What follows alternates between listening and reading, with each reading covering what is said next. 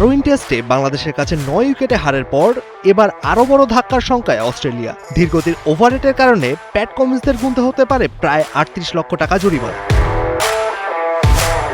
দ্বিতীয় দিনে নির্ধারিত ৯০ ওভারের চেয়ে ৪ ওভার কম বল করেছে অস্ট্রেলিয়া। আইসিসির নিয়ম অনুযায়ী প্রতি ওভার কমের জন্য ম্যাচ ফির ৫% পর্যন্ত জরিমানা হতে পারে। সেই হিসাবে প্রত্যেক খেলোয়াড়কে দিতে হতে পারে $৪,০০০ অস্ট্রেলিয়ান ডলার।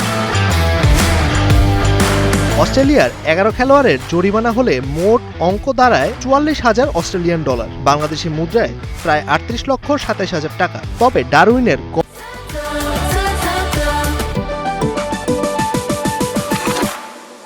গরম ও আর্দ্র আবহাওয়া এবং অন্যান্য পরিস্থিতি বিবেচনায় ছাড়ও পেতে পারে তারা।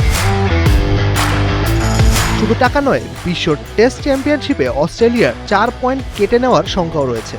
তবে বাংলাদেশের বিপক্ষে প্রথম ইনিংসে মাত্র ৫৩ ওভারে অল আউট হওয়ায় টাইগাররা নিজেদের ধীরগতির ওভাররেটের শাস্তি থেকে বেঁচে যাচ্ছে। বাংলাদেশের কাছে হার, তার উপর জরিমানার ভয়। ডারউইন টেস্টটা অস্ট্রেলিয়ার জন্য যেন একেবারেই ভালো ব্যবসা হলো না। মেজবাউদ্দিন, কালের কণ্ঠ।